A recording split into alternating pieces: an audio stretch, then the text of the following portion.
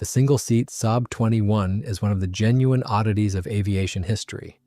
It was the only production combat aircraft in the world ever built in two completely different forms, one with a piston engine and one with a turbojet. Full-scale production started in 1943.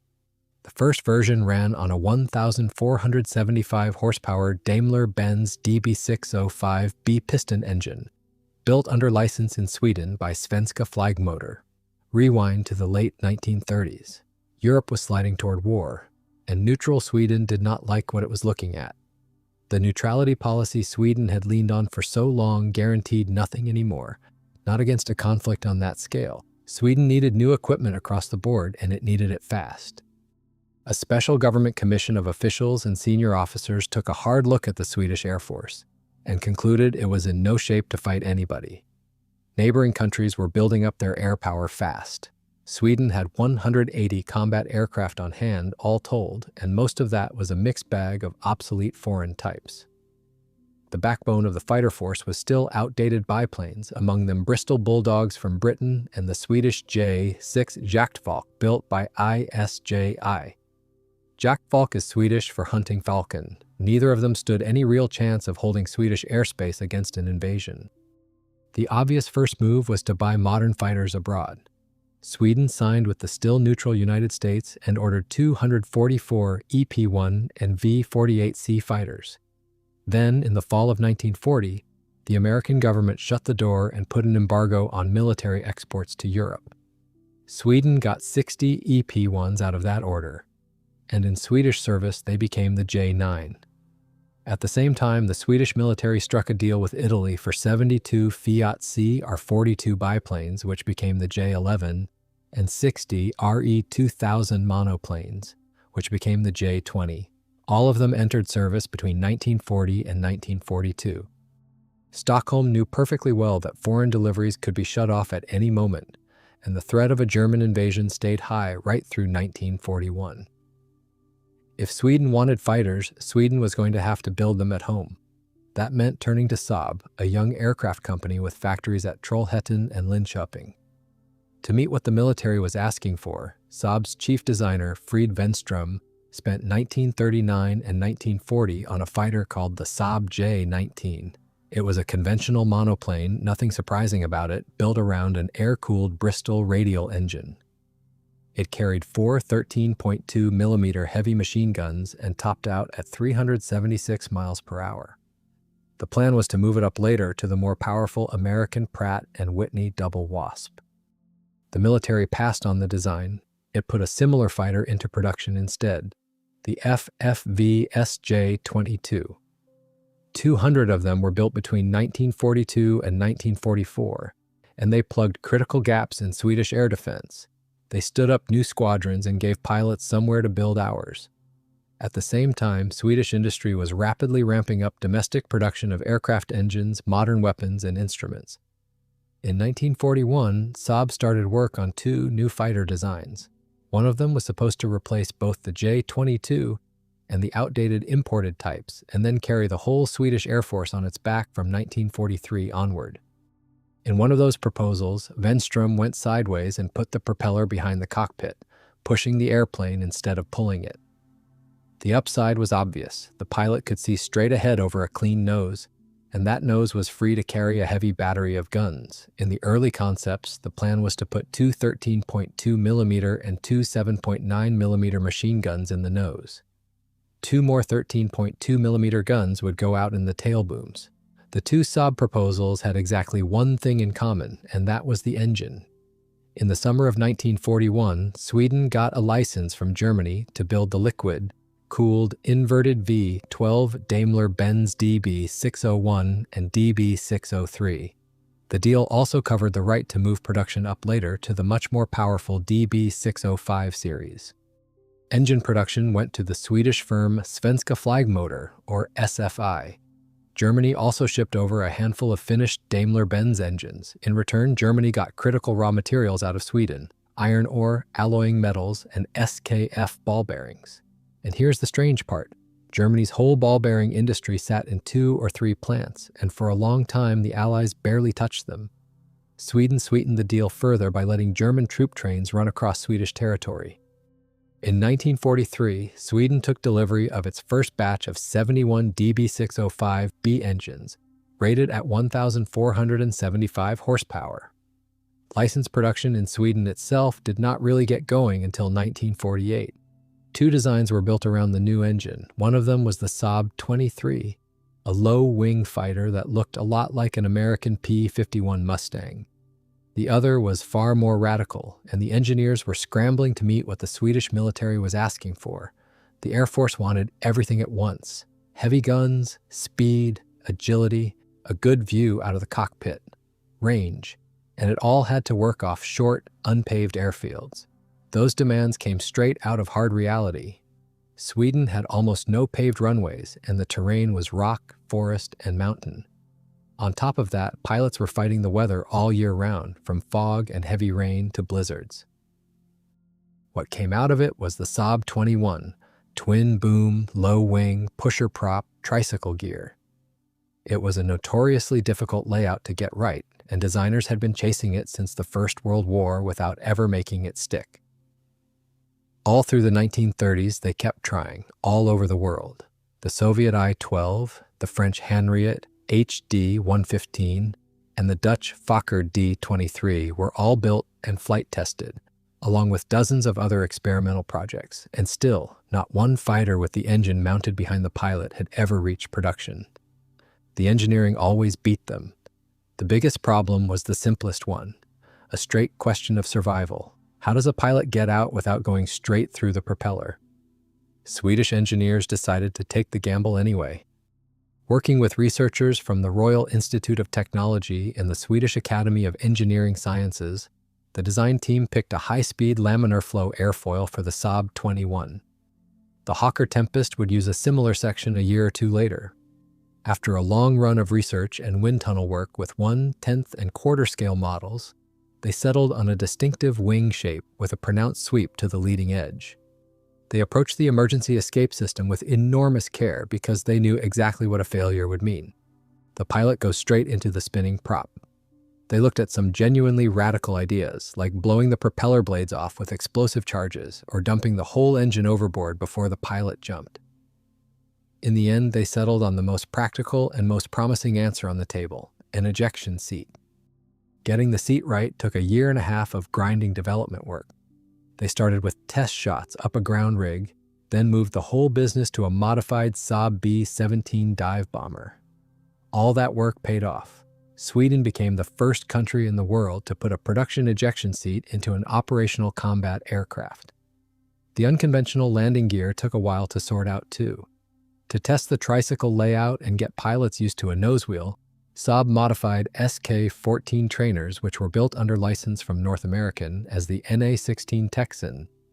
On July 30th, 1943, after 3 years of hard work, the first J21I prototype was pushed out onto the field at Saab's factory airfield in Linköping.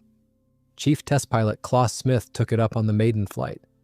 Everything went to plan at first, but on the landing approach, the wheel brakes quit on him completely. Smith got it down anyway and barely scratched the airplane. It turned out later that when the gear retracted after takeoff, it had chewed up the hydraulic brake lines, which then failed completely on landing. They repaired the prototype and moved testing to Sotenäs, which had a longer concrete runway. But the troubles did not stop there. On a later flight, diving at around 335 miles per hour, the nose pitched up hard, and the aircraft went out of control. To make things worse, the canopy tore off in midair. The pilot kept his head, got the airplane level again, and put it down safely. They patched the airplane up again, and flight testing resumed. All through 1944, the engineering team wrestled with one teething problem after another. Propeller blades deformed, the engine cooling system kept failing, and a long list of smaller faults kept surfacing. The second prototype got much more efficient radiators to deal with the cooling. The problem was never really cured, though, and production fighters would go on suffering from constant engine overheating. None of that changed the bottom line. Despite all the trouble, Saab had a genuinely combat-ready fighter on its hands, with impressive performance, and it was ready to build. Better still, the prototype's top speed came in 15 miles an hour faster than predicted thanks to the clean aerodynamics of that central pod. Back in 1943, without waiting for testing to finish, the Swedish Air Force signed a first contract for 54 J21 I-1s. The first aircraft were supposed to reach operational squadrons as early as 1944. In the end, production at the Saab plant in Trollhättan could not start until early 1945. Two things held it up. First, the whole rearmament effort slowed down once Sweden's neutrality stopped looking seriously threatened. Second, Germany came down hard on anti-Nazi articles in the Swedish press, cut off deliveries of aircraft components, and refused to hand over the technical drawings for license assembly. The first J21 I-1s did not reach operational units until May 1945. The first few went to F8 at Barkarby, just outside Stockholm, where they were used for pilot training and for shooting trials with both the built-in guns and underwing stores. The next batch of aircraft went to F9 at Gothenburg. Next came an updated variant, the J21I-2. Out went the license-built 20mm Hispano-Suiza cannons, and in went Bofors M45s of the same caliber. The other obvious change was the instrument panel, which they rearranged. The I-2 ran right through 1946 and 1947, picking up where the J21 I-1 production run left off. The new fighters went to F-12 at Kalmar and F-15 at Söderhamn. In 1946, Saab's engineers developed an attack variant, the J21 I-3. It was meant to replace two obsolete types, the B-5 dive bomber and attack aircraft, which was really a Swedish version of the American Douglas DB-8 I-1 and the Saab B-17. It got underwing hardpoints for bombs, rockets, or a pair of extra drop tanks holding 42 gallons each. This attack version of the Saab was built from 1947 all the way to 1949, and 120 of them came off the line. They were delivered to F-6 at Karlsborg and F-7 at Sotenäs. All told, Saab built 298 J-21Is across three variants. The J-21I was the first fighter designed and built in Sweden that could stand next to what everybody else in the world was flying at the time. It was a real step up in capability for the Swedish Air Force. The aircraft was never exported. August 1946. Second Lieutenant Bengt Johansson was forced to eject from a damaged Saab at about 6,500 feet. It was the first successful ejection from a production combat aircraft anywhere in the world. Johansson came down under his parachute in the Baltic, and a destroyer fished him out. That did more for pilot confidence in the new fighter than any briefing could have. Of the 25 ejections that followed on the J-21, 23 worked. The ground crews were a lot less enthusiastic than the pilots. For all the engineers' work, the cooling system on that engine still could not handle the heat. The Daimler-Benz ran so hot in flight that mechanics were often working on it in heat-resistant suits because the whole back end of the airplane was still cooking. The Air Force's first order called for 484 aircraft. Then Sweden decided to buy American P-51 Mustangs, and the order dropped to 422. In the end, the line never came close to even that reduced number. Toward the end of the Second World War, neutral Sweden wound up interning aircraft from both sides, including some of the most advanced fighters of the era. Swedish engineers went over their performance carefully and came to a sobering conclusion. Their own J-21I came up short against both the German Messerschmitt Bf-109G and the American P-51D in almost every category that mattered. So even before the aircraft was fully in production, a design team under Ragnar Hardmark started work on a major redesign of the airplane. What they wanted was more speed and a lot more firepower, and both of those meant a much more powerful engine.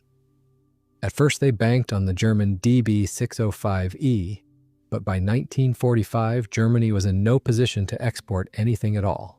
So they turned instead to the British Rolls-Royce Merlin, which Packard was already building under license in the United States. What came out of that work was the J-21B. It carried heavy armament, 3 20mm Bofors and 45s, paired with a gun sight tied to a radar rangefinder. The engineers cleaned up the rest of the airplane at the same time. They streamlined the central pod, fitted a new type of flap, reshaped the tail, and put a sleek bubble canopy over the cockpit. much like the one on the American P-51D. And through all of it, Saab still managed to keep about 90% of the earlier aircraft's parts in the new J21B. What they did not fix was the fighter's main flaw, the same chronic engine overheating. That one problem alone wrecked nearly a third of the J21I fleet. And on top of that, buying Merlin engines turned out to be a headache in its own right, never mind setting up license production for them in Sweden. In the end, production of the updated J21B, which was supposed to run at 12 aircraft a month, never got off the ground at all. The Saab 27, a version of the J21I, built around a powerful Rolls-Royce Gripen and contra-rotating propellers, was killed off for good too. Both of them said the same thing. Right as the Second World War came to an end, everybody in the business could see it coming. The era of the piston engine fighter was over, and the future belonged to jets. Sweden had the industrial muscle to take part in that, and no intention of standing on the sidelines while the rest of the world moved on. So work started immediately on a jet fighter of Sweden's own. Swedish engineers had actually been heading that way for quite a while already. As far back as 1933, an engineer named Alf Leisholm patented the country's first gas turbine. A year later, Bofors built a small but fully working test rig to his design. At the height of the war, Svenska Flygmotor, where Leisholm had become chief engineer, developed a powerful turbojet called the P-1554. Two-stage centrifugal compressor, four-stage turbine, annular combustor, and about 4,000 pounds of thrust. Between 1944 and 1945, Saab drew up several fighter concepts around that engine: the RX-1, the RX-2, and the R101. The first looked a lot like the J21I. The second, unofficially nicknamed the Merry Widow, looked like the de Havilland Vampire. And the R101 could have passed for an American P-80 Shooting Star. What makes that remarkable is that Swedish engineers worked all of it out in detail on their own, with no access at all to what the British and the Americans were actually working on. Then, in November 1945, the Swedish Air Force came out with a surprise order: freeze every piston engine project immediately and wind down the domestic jet engine development work as well. Instead, Sweden bought a license for the British de Havilland Goblin turbojet. Production went to Svenska Flygmotor, and Saab decided to build its new production fighter around it. Rather than spend years designing a new airframe from scratch and to get pilots and ground crews onto jets as fast as possible, the engineers based the new aircraft on the existing J-21 fighter. As it happens, Soviet designers at Yakovlev took exactly the same approach, fitting a turbojet to the airframe of the piston-powered Yak-3, which became the jet-powered Yak-15. Because of the way the J-21 was laid out, the engine swap was affordable, though the rear fuselage had to be redesigned almost from scratch. Taking cues from Canadian trials of the de Havilland Vampire, the team put side air intakes along the fuselage, right where the nose section met the wider rear fuselage. The tail section was redesigned as well. They raised the horizontal stabilizer to keep it clear of the hot jet exhaust and the turbulent air coming off the wing, and the wing itself got a more sharply swept leading edge. Originally, there had been plans for an entirely new wing, but the Air Force said no. Too expensive. License production at home had not started yet, so Sweden bought two off-the-shelf Goblin centrifugal flow turbojets, straight from de Havilland in Britain. Money was desperately tight in post-war Britain, and the British would sell their newest engines to just about anybody with hard currency to pay for them. The landing gear also had to be beefed up for the higher landing speeds the jet brought with it. The built-in guns stayed the same: one 20mm cannon and four 13.2mm heavy machine guns. To add real firepower on top of that, the designers came up with a neat trick: a smooth, saucer-shaped pod that bolted under the belly and carried another 8 13.2mm machine guns. Hardmark, the same engineer who had run the J-21B redesign, told the Air Force that the jet conversion would reuse up to 80% of the parts from the original piston-powered J-21. The Air Force bought it and ordered a batch of 120 J-21R fighters on the spot. Reality turned out to be a good deal messier. Real commonality between the propeller aircraft and the jet came in around 50% for production. J-21. A-1s were pulled off the assembly line for conversion, and the first J21R prototype took to the air on March 10, 1947, with Åke Sundén at the controls. Flight testing was rough, and it was full of accidents. 2 of the prototypes were lost outright. One crashed when a fuel line let go. The other threw a turbine blade in flight. Pilots hated it and said so. The biggest headache with the J21R was its pitiful fuel capacity, which gave it 40 minutes of flying time. Next to the earlier J21A, it was noticeably less agile, especially in the vertical, and worse the higher you went. The prototype topped out at 497 miles per hour, far too slow for the late 1940s, and the projected service ceiling of 41,000 feet stayed out of reach. That left the J21R with almost nothing to do. It could not run escort for bombers, and it could not hold its own in a fight. The Air Force cut the initial order back right away, and Saab's engineers put everything they had into a new swept-wing fighter built around a ghost turbojet, the future J29 Tunnan, Swedish for the barrel. Instead of the 120 fighters originally planned, only 60 aircraft were built, across 2 variants. The first 30 came out as the J21RI, powered by a British de Havilland Goblin putting out 3,000 pounds of thrust. The other 30 were built as the J21RB attack version, with a license built. Swedish Goblin from SFA, thrust bumped up to 3,300 pounds. In 1949, the first batch of 30 J21RAs went to F10 at Ängelholm in southern Sweden. After barely a year in service, they were moved on to F7. As an interceptor, the J21R was simply useless. So somebody suggested turning the next batch of 30 into something else entirely, dedicated attack aircraft with a heavier gun, rocket, and bomb load. That is where the J21RB came from, powered by the 3,300-pound thrust Goblin. 320mm Bofors cannons went in the nose, and the pod with 8 13.2mm machine guns bolted under the fuselage. Down low, the J21RB could reach 516 miles an hour, and it climbed at about 4,600 feet a minute. It was a compact airplane, 33 feet 1 inch long, 9 feet 7 inches tall, with a wingspan of 37 feet 5 inches. All kinds of ordnance could be carried under the wings, but the Air Force's favorite loadout was 8 14.5-centimeter Bofors rockets. Saab also developed an underwing pod that held 18 rockets and could fire them one at a time or all at once, but it never made it into full production. After the J21R's short career as a fighter, High Command gave up and made the final call. These aircraft would be used for ground attack, full stop. So every J21RA and J21RB was redesignated, becoming the A21R and the A21RB attack variants. The upgraded A21RB attack aircraft went to F7 at Sotenäs, where all the A21Rs were eventually gathered in one place. There, pilots practiced low-level attack under radar control. And in the early 1950s, Swedish air defense moved to the new automated Strill 50 control system and the newer interceptors built to work with it. Neither the J21I nor the J21 are lasted long in operational service. Sweden retired its last piston engine fighters in 1953 to clear the way for the jet age. The J21R jets soldiered on only until the middle of 1954, when the new A-29B attack aircraft replaced them completely. By the late 1950s, only a handful of J21Rs were left, flying training duties with F-17 at Kallinge. Sweden's first jet was, to put it kindly, a disappointment. The J21R never really panned out as an interceptor, and it did not do much better in the ground attack role either. The killer was fuel. On internal tanks alone, it had 40 minutes of flying time. That is it.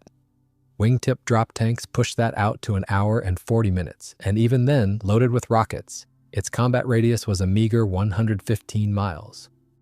The Saab J21 never fired a shot in anger and never set a single world record.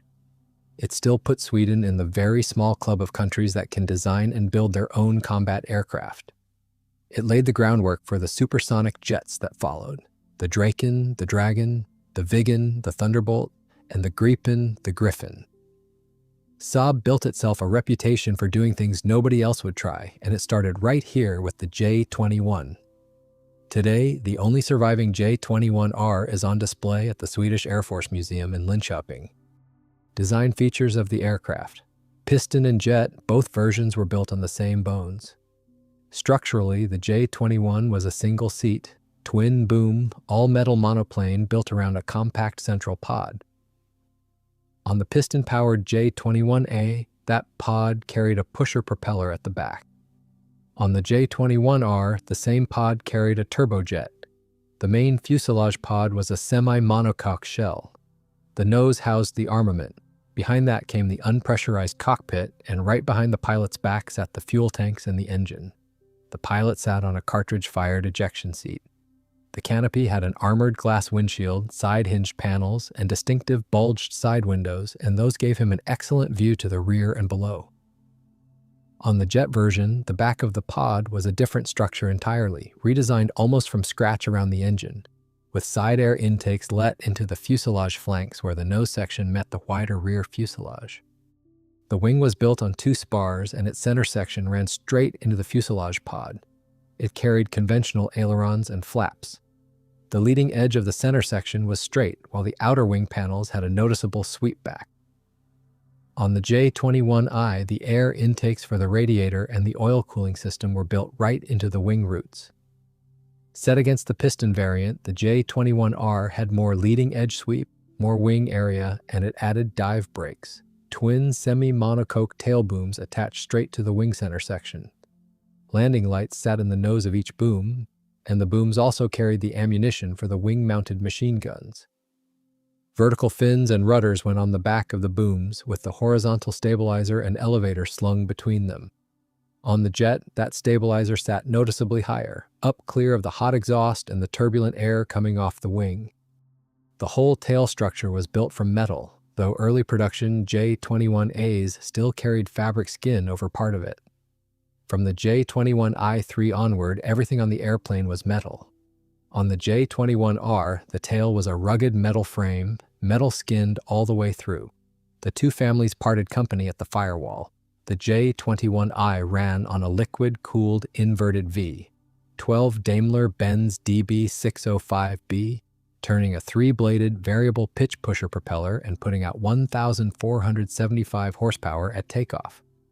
It carried its main fuel in a fuselage tank holding about 135 American gallons, and it could hang two 42-gallon drop tanks under the wings, or a pair of 100-gallon tanks out on the wingtips. The J21R was powered by a de Havilland Goblin Mark II, built under license as the RM-1, good for 3,000 pounds of thrust on the J21RA. The J21RB used the SFA RM-1A, a Goblin Mark III, which delivered 3,300 pounds. Internal fuel came to about 156 gallons, and the aircraft could carry two 40-gallon tanks under the wings or a pair of 100-gallon tanks out on the wingtips.